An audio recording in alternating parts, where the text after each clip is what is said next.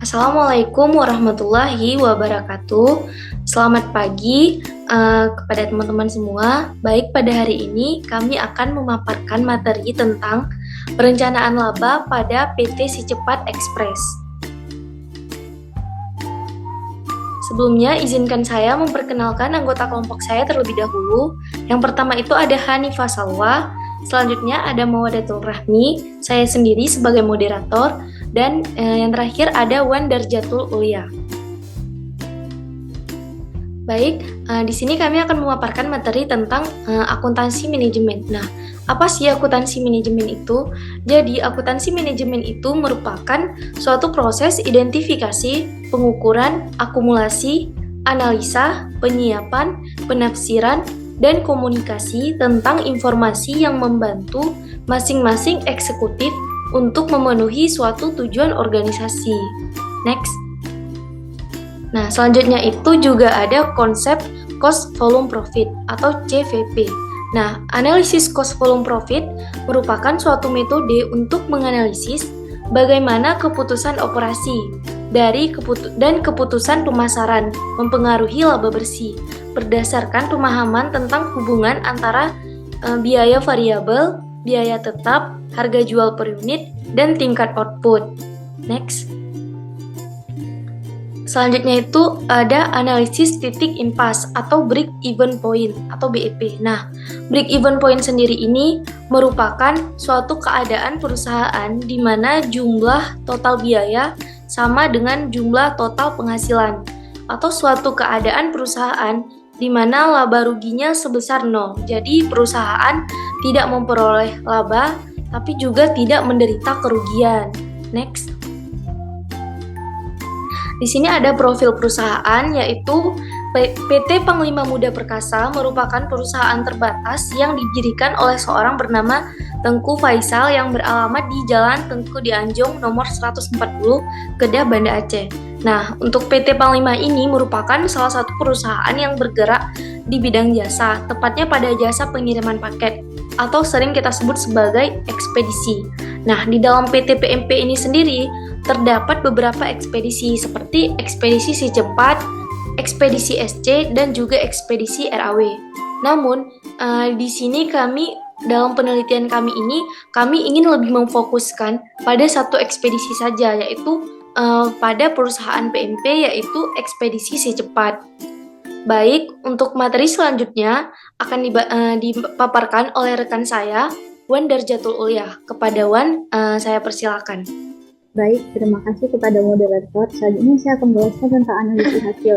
Yang pertama ada klasifikasi biaya, yang kedua ada laba perusahaan, yang ketiga ada analisis margin, yang keempat ada margin kontribusi, yang kelima ada perencanaan laba. Materi selanjutnya klasifikasi biaya. Terdapat biaya variabel dan biaya tetap. Perusahaan tidak mengklasifikasi biaya untuk membiayai semi variabel. Biaya-biaya yang dikeluarkan oleh perusahaan dapat diklasifikasikan berdasar pola perilaku biaya. Selanjutnya di PT Si Cepat terdapat fixed cost dan variable cost. Di fixed cost-nya terdapat biaya handling daerah, yang kedua ada biaya gaji. Terus variable cost terdapat biaya inventaris kantor, terus biaya perawatan kendaraan, biaya kebersihan dan perawatan kantor, biaya iuran, biaya komunikasi, biaya perjalanan dinas, biaya THR dan bonus, biaya lembur, biaya pajak, biaya ATK, biaya listrik dan air, biaya internet, biaya parkir, biaya pengiriman, biaya BBM, biaya administrasi bank, biaya retur, biaya uang makan dan minum, biaya OTS, biaya handling OT, biaya BBM kargo, biaya freelance, biaya harian Sigensit, biaya SPSC, biaya lain-lain, dan yang terakhir ada biaya privat. Terus materi selanjutnya adalah laba perusahaan, yaitu hasil yang diperolehkan dari kegiatan operasi perusahaan pada periode tertentu di bidang usaha. Analisis titik impas ini yaitu adalah suatu keadaan perusahaan di mana jumlah total biaya sama dengan jumlah total penghasilan, atau suatu keadaan perusahaan di mana laba ruginya sebesar nol. Perusahaan tidak memperoleh laba tetapi juga tidak menderita kerugian. Nah, selanjutnya ada analisis City Impas. City Impas di sini hasil perhitungan break even point diketahui bahwa mencapai titik impas dalam pendapatan pada PT Si Cepat Express bulan Januari harus mampu menghasilkan penjualan sama dengan 494.106.818 atau lebih dari penjualan tersebut. Bulan Februari PT Si Cepat Express harus mampu menghasilkan penjualan sama dengan 424.724.526 rupiah atau lebih dari penjualan tersebut. Bulan Maret PT Si Cepat Express harus mampu menghasilkan penjualan sama dengan jumlah 424.413.678 rupiah atau lebih dari penjualan. Baik, untuk materi analisis margin of safety akan dipaparkan oleh rekan saya, Hanifah Salwa. Kepada Hanifah, dipersilakan. Baik, terima kasih kepada moderator. Selanjutnya ada analisis margin of safety. Nah, analisis margin of safety ini menunjukkan berapa banyak penjualan yang boleh turun dari jumlah penjualan tertentu di mana perusahaan itu belum menderita rugi atau dalam keadaan break even. Nah, di dalam perusahaan Si Cepat ini pada bulan Januari margin of safety-nya itu sebesar 0,20 atau 20%. Kemudian pada bulan Februari sebesar mengalami penurunan sebesar 5%. Kemudian pada bulan Maret mengalami kenaikan lagi sebesar 20%. Nah, jadi hasil perhitungan margin of safety ini memberikan informasi berupa berapa sih maksimum volume penjualan yang direncanakan tersebut, apakah boleh turun agar perusahaan tidak mendapat rugi. Pada bulan Januari ini penjualan maksimum boleh terjadi penurunan sebesar 20%. Bulan Februari penjualan maksimum boleh terjadi penurunan sebesar 5%, dan bulan Maret penjualan maksimum boleh terjadi penurunan sebesar 20%. Next.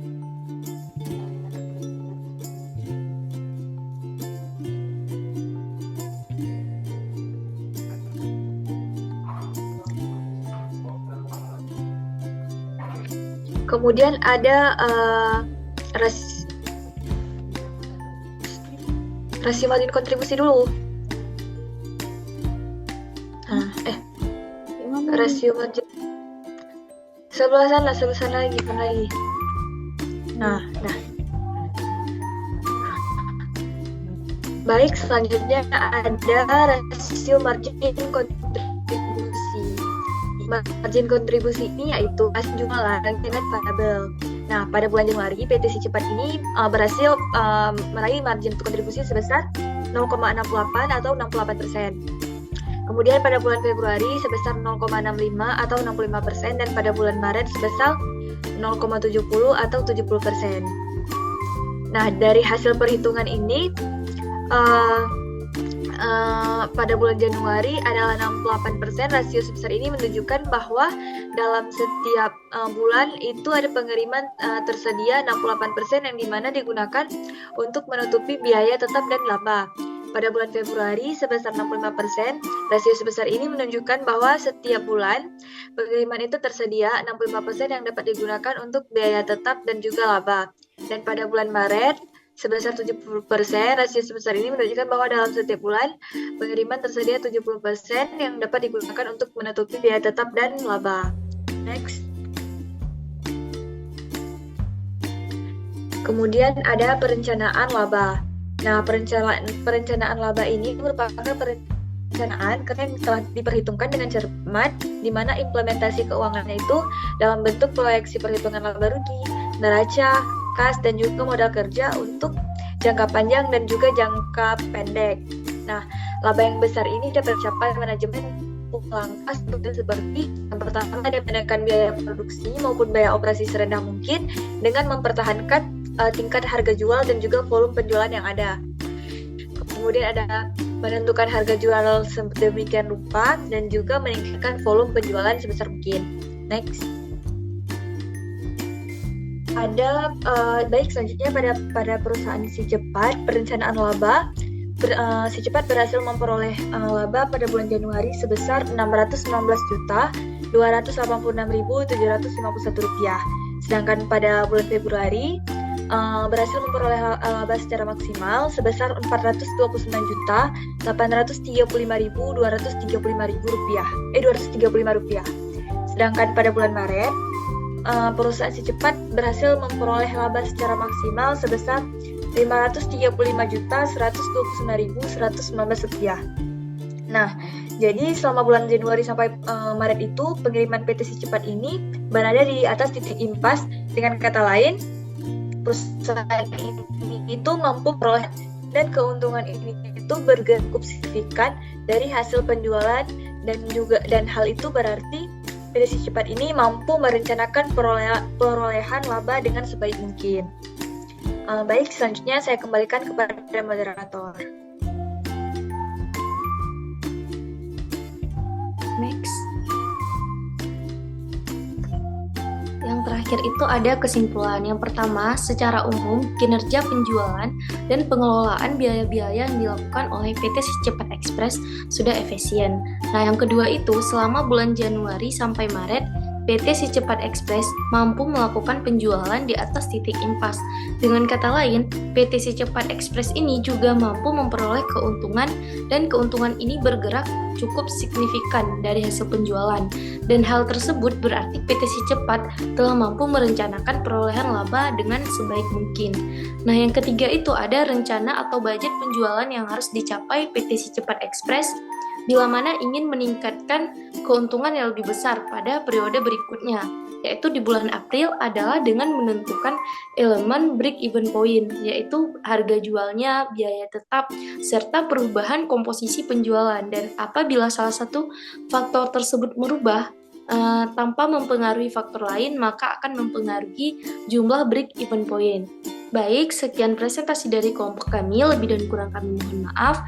Sekian, wassalamualaikum warahmatullahi wabarakatuh.